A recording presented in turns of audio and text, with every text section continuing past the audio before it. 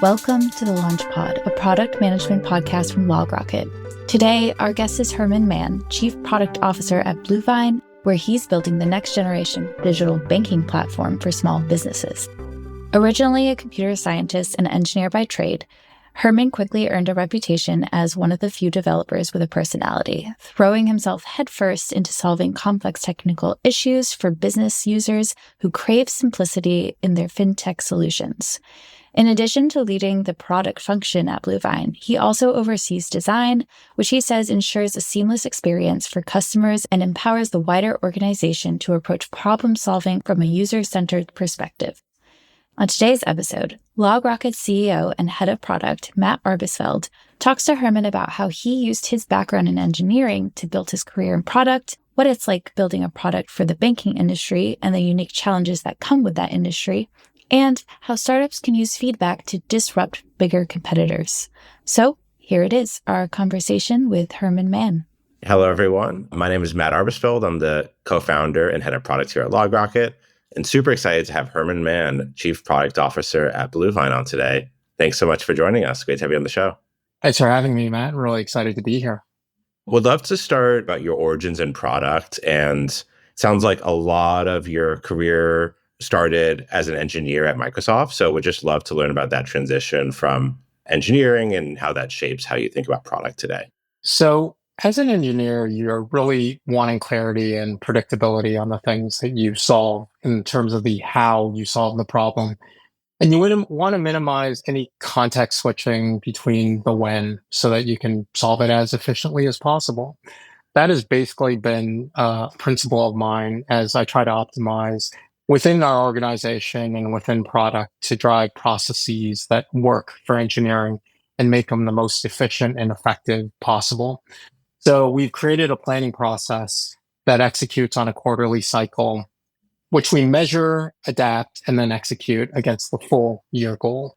Something we struggle with is how you know how long something's going to take. So to be predictable, you have to know this project take this long. So how do you deal with that? Or is that the flexible nature of your product plans is how you solve that problem? Yeah, we don't really use story points, but traditionally a lot of companies do. And obviously story points works when you have the same set of developers and product managers that work together. But we have a variant of that, which is to say at the end of the day, we know a sized product or project that's being worked on has some sort of sprint criteria. And so we measure it in terms of sprint hours that are spent on something. And so then we measure, predict against that, try to drive and execute against those goals. And if it spills over, and then we analyze and try to understand why it spilled over to try to do better next time. And then after Microsoft, you went to Xero, where you led engineering and product management. It sounds like I delivered over 100% growth there. So would love to learn about that experience, why that was so successful, and how you were able to grow so quickly. It was really a great and a really fun time. You know, the global people portfolio, just to give a little more background, consists of different payroll products that we built. So think Gusto, think ADP payroll products, but we built them for the UK, the Australian, the New Zealand, and the US market. So we did that. And we also built brand new products. So like we built Zero Expenses, think Expensify, but works really well with the accounting ledger. I can't take the credit for the success there, but what I can say is, there are two factors that kind of led to that 120% year over year growth. Number one, just the market conditions were right. And number two was just product innovation. And so let me go into those a little bit more detail. So number one, in terms of the market conditions, accounting SaaS at that time was still relatively new. And so Xero was built from SaaS in the cloud from day one. And so it didn't have any of that legacy hindrance that existed on that platform. And so could really innovate.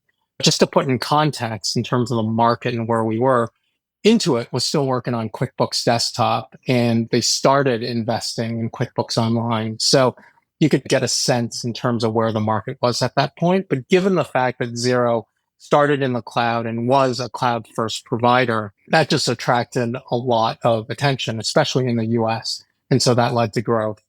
The second example I'd give is really around product innovation. And Zero thought about things differently. And I'd say me in general just likes to think about things differently. And so, one thing as an example for what we were doing was really understanding what customer pain points were, where they spent their most time in a product, and how we can automate or optimize kind of that workflow for them. So an example of this is really like transaction categorization. If you're a bookkeeper or an accountant, you're in there. And back in the day, you would manually categorize a transaction that comes through, or you'd build rules-based systems to go do that.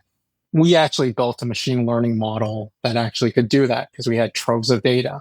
And what we did was we turned the experience on its head such that the accountant, bookkeeper, or the small business itself would then go validate and verify whether or not the model was accurate. And so using that scaled model, we were able to go automate and build kind of the infrastructure underneath it to really accelerate that automation around categorization. So again, in summary, I'd say two things really. Market conditions were right, and we really pushed the envelope and tried to innovate where we could be different. You doing machine learning before it was cool with the automation. I guess any learnings from that as folks are adding AI and automatic categorization to their products? And how did you get the results to be so successful from that initiative? Like AI and large language models, back then it was still somewhat novel in the sense that it wasn't like machine learning was new, but there just wasn't the compute power to enable it. We've just reached that right apex where compute power is lower. You have the right technology around cores and chips, and you have a bunch of research that has built up over time that now you can execute on, right? And so, what I would say is, if you take the modern day, kind of what AI and machine learning and large language models do really well is they're great at creating kind of aha surprises and moments like that. Like when you look at Sora, for example, that just came out, it's amazing because you look at the videos and you don't expect it to be that great, but it is. But there really is no downside to those models being wrong, right? Right. Compare and contrast hallucinations when you have a baseline and really understanding what the output should be, and you want the model to generate something that has high output or better in terms of quality. That's where the models are still a little off. And so what I would say is from a technology standpoint, there's still an expectation and an opportunity and really a need to reduce the hallucinations or the delta between what is actually right and what is wrong. But at the same time, I think as we're getting there, what I would say to others is use AI and machine learning where it makes sense, but also use it in a context where it's validated and you don't give the user the sense or the truth that it is 100% accurate. And so at Zero, what we did was we basically said when we auto categorize these transactions, we posed it back to the user and we actually said, hey, we believe that it should actually be this category, validate and verify whether or not it's right. And so by then we weren't giving it 100% confidence, but they were getting more confidence in the system as they recognized that we were more and more right. And at the same time, they had the ability to affect our models by saying, no, this is actually wrong. It should be this. That makes sense. You don't want to run into the Air Canada situation where you're giving advice. It seems like it's from a human. So Exactly. maybe then going to your current role at Bluevine, sounds like you joined as a chief product officer, and was the product team already established? And just would love to learn what that experience was like coming in and working with the existing product vision, but then also bring your own take and how you went about that. It's a really interesting question, Matt. I think, to be honest with you, Eyal, co-founder and CEO of Bluevine, he was looking for a new CPO. In fact, like you said, the first CPO of the company. And one of the things that I honestly did was really understand from Eyal, was this something that he wanted, or was this something that the board was asking? Very different results if you're going in there with mismatched expectations. And Eyal is very upfront. This is something that he wanted. And Eyal's a very open, transparent, great product leader and thinker. And so really I went in there to listen and learn first, to spend a few weeks and really understand what the plans of the company were and how the company believed we were going to go execute them. And then from there, form my own mental model in terms of what I believed the plan and the vision could be and what we needed to get done to get there. And so what I said was my main thing was to come in here, listen and learn for the first few weeks, and then start applying incremental changes while aligned with Eyal and what the company was doing. And so I've seen many leaders come in here and not do that and try to impose their will too early. And frankly, it backfires because you don't really have the full context of what the company needs. That's what I did. And when I got here, Bluevine really was lending only company. And our goal was to become a small business banking platform. So for me, it really was understanding, driving that strategy, and then pivoting and making changes to that strategy where I thought made sense, and to make sure we had key pieces around talent so that we could execute and get there. Once you listened and learned, was there an initial initiative you took on to build out a new product category, or did you bring on talent? What was the second step after you got the lay of the land? The next thing that we did going from lending was we were going to go build a DDA, or deposit account, a business checking account. And so with that, we started building out exactly what that infrastructure could be. Did we have the right talent and headcount there, and advocating for that headcount, and then hiring the best people that we could find to go do that. And one thing that we did do is, having been at Zero before and working on a payroll product, I've appreciated that you want to hire A players that are super smart, but sometimes you also need people that just have context and domain in an area. Mm. And so for me, it was making sure that we had the right balance between both sets of talents. That's interesting, yeah, because banking is such a specific industry that it can be hard to learn the lexicon without having experienced it already. And yeah, maybe could you give some background on what Bluevine is and where it lives in the banking industry and your focus? So Bluevine is a small business banking platform. We provide small business banking products to our customers. So these are banking products like checking accounts, credit products like line of credit, as well as credit cards. And we have an AP solution around bill pay and payments. What's key here is it's dedicated and built for the small business from the ground up. And so, we strive to be that financial banking heartbeat for a small business. Are you typically competing against your big banks, and how do you sort of position the product against those larger banks? We view our competitors really as the traditional large wirehouse banks out there. And when we compare ourselves against those banks, the way that we look at it is we are, one, a platform that is built dedicated to the Main Street small business. So that is my construction company. That is my architect that helped me do the remodel in my house. That is that. Okay. We don't try to shoehorn a platform that works both for consumer as well as for enterprise, right? This really is a small business. And the second thing, what I would say is we're nimble and we're able to execute. Ultimately, if you look at what we are as a challenger banking platform, the real thing that we have over traditional banks is the ability to innovate and to deliver value for our customers immediately. And so that's our pride. And that's basically one of the things that we're maniacal and focused on. And what's an example of that, like an innovation that really makes a difference for a small business? If you look at it from a regulatory standpoint, one of the challenges that exist in banking in general is there's a regulation framework that exists. And the way that I see this is, well, to solve that, everybody has to solve that problem. But you could actually solve it in a way that is net an advantage for yourself, because you can do things better and different than what traditionally other banks or providers do. And so an example of that is just even the onboarding experience. Getting back to the question that you had, when you onboard into a bank, KYB and KYC, know your business, know your customer, are paramount and are required to be done. And so if you go to a traditional bank, you'd have to walk into the branch, spend a few hours to go open up a bank account. Or if you go online to those banks, if they do support it, it could take hours as well to decision.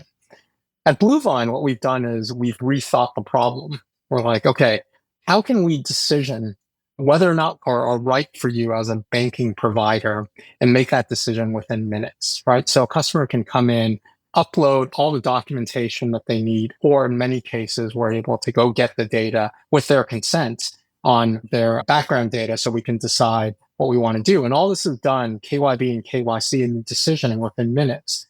What's more is we not only open up a bank account, but we're able to match the expectations that a business who might be banking at a traditional bank for a long time having expectations of high check deposits, immediate access to money, we're able to go do that and provide that experience to the customer as well, all the while making sure from a Bluevine perspective, we do this responsibly financially for Bluevine so the unit economics work out and there's no fraud or risk that falls on Bluevine's plate. So we're able to use that technology and really turn that experience on its head from one that is a treacherous experience to go open up a bank account to a really delightful one. Awesome. Yeah, I remember when we started a company years ago, had to book an appointment at the bank and go in, and you didn't have a document, so you go back. Definitely reducing friction. I can see how that's really important. One area I'd love to talk more about is, I'm guessing you have tens of thousands of customers and then maybe one or two per company. So you're getting a lot of feedback from all these different folks, and often probably not the most technical folks. So I'm curious how you incorporate all that feedback, how you match that against your own vision and your CEO's vision for the product, and how you bring that all together to determine what to do next. So I'd say there's a number of different factors that we use. Obviously, we really spend time with the customer to really understand what the customers want, prospects want, and so forth. There's a combination of want and there's a combination of qual data that we use, like mass surveys that go out on the quant, and then on the qual, really deep interviews that we do with customers across the product team, including myself, that I spend with customers to really understand the opportunity. Then what I would say is we do have a vision and we do have a belief of where we want to be. So we have a 5-year vision for where we're going to be in every year. When we start a calendar year, we look at that 5-year vision and say, all right, are we really marching towards there, or do we have to change anything? And we align with the board in terms of what we want to do in the 5-year vision as well. And then we chunk it up and say, all right, what's year 1, year 2, year 3? Really focusing on the next 3 years. You know this, Matt. You could create any plan for 5 years, and how real is it after 4 and 5? 1, there's more fidelity. 2, there's less, and 3, there's definitely. And so you stop at that point. And so for us, it's making sure that, our year-long vision actually heads towards the right goal, all the while making sure that we're validating and making sure that our customers' problems, their immediate problems, are solved. And the solve for what we want to go do there is a linear slope towards where we need to get to. So that's what I'd say that we do. How much of your roadmap would you say is towards that 5-year vision? And I'm guessing these bigger projects versus there are always these bugs and iterative and UX improvements. How do you balance those two buckets internally? Yeah, it's a great question. And, there's ebbs and flows, obviously. When you have more issues that kind of get surfaced in the near term, you spend more time on solving those bugs, right? But I think what's important for me always is to make sure that we're strategically aligned. So coming out of the year, what are the medium to big bets that we're making?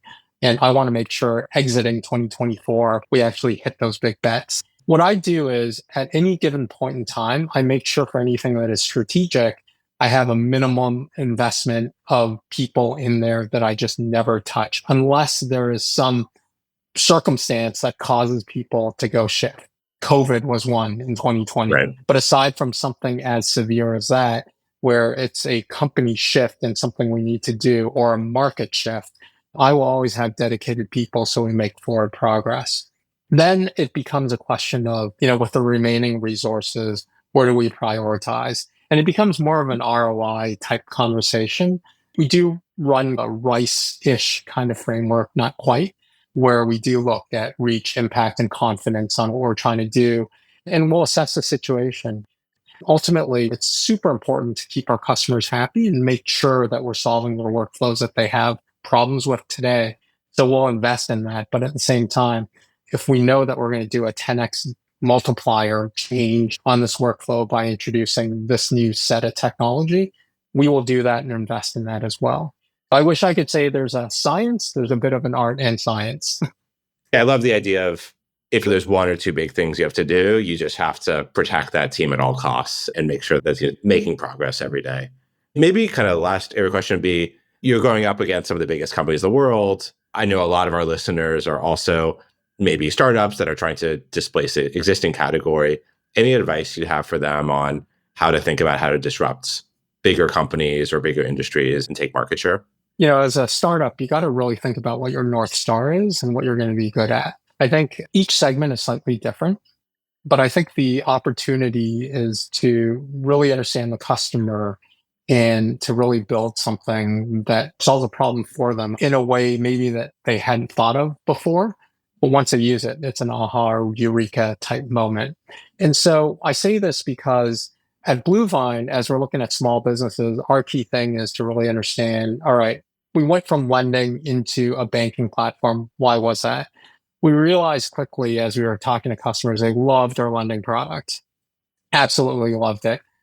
But they were also asking and pulling us into banking, saying, hey, why don't we have a relationship with you on the banking side?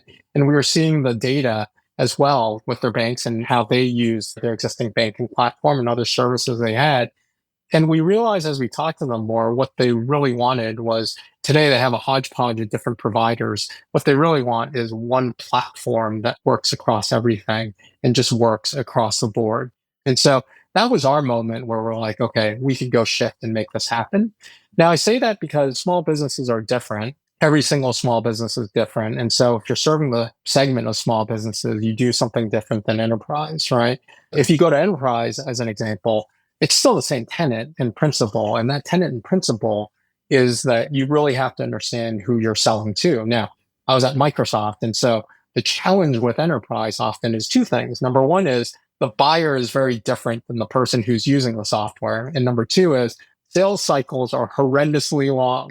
Right. And so knowing that and knowing those two kind of restrictions, you really have to dig deep to find who the right user is, both from a buyer perspective and from the user perspective, understand that workflow, go deep, and then be able to go execute so that you can go demonstrate that value to them. Going back to when decision was made to go from lending to building the full banking platform, I know that's something I talk to product leaders all the time of when do you build that second big feature, the second big initiative. Do you have frameworks of when do you invest in that whole new area versus you just keep going down the current feature or roadmap that you have? What I would say is there's probably two things, right? I would say, do you push your way into it or do you get pulled into it? Right. And then ultimately is now the right time and do you feel convicted? With me, often there's a vision for what we want to go do. And so there's a belief in terms of the time frame on this is what we need to do to get there, period. And so you start with that flag, that line in the sand that says, hey, by X time, we need to go get this out. And the reason why we need to get this out is because the donut kind of looks like this if we're able to go do that. And so it starts with the conviction first. And then from there, it's all right, is now the time to go get there? Or do we push out that conviction more?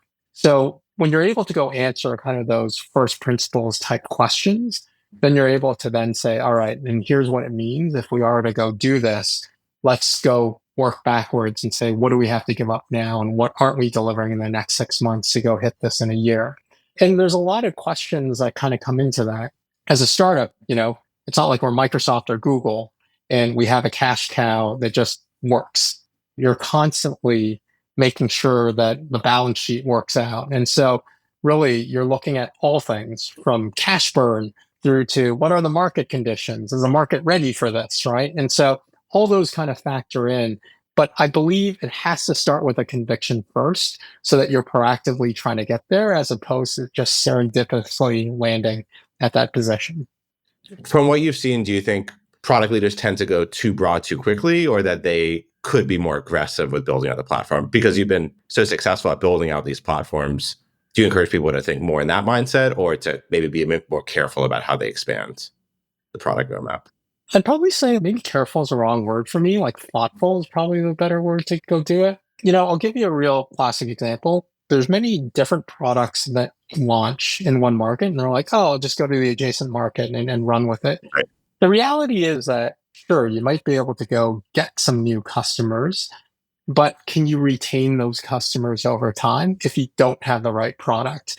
And so for me, it's more about being thoughtful around the situation. I am a firm believer of you have to go build enough of a product, right? More than MVP. Or do you want to be done with what you're working on first before you jump off and start working on the second? There are times where that may not be true, but as a principle for me, generally, it's let's make sure that we do something well before we go off and distract ourselves to do something else. Now, if the market has this gaping hole and you see it and it's a first mover's advantage, yeah, I'm going to run there as fast as I can. But I would say often my mindset is, let's not cut corners. Let's do something well so that we can at least not only get customers, but retain those customers and then be able to go cross-sell in our platform to the other adjacent products. Yeah, super interesting conversation. Thanks so much for taking the time today to share your learnings, and any follow-ups for the audience where they could find you or any asks from them. Yeah. So you can find me on LinkedIn, Herman Man, Chief Product Officer at Bluevine, or on X, Herman_Man. Thanks, Herman. Thanks a lot, Matt. This was a lot of fun.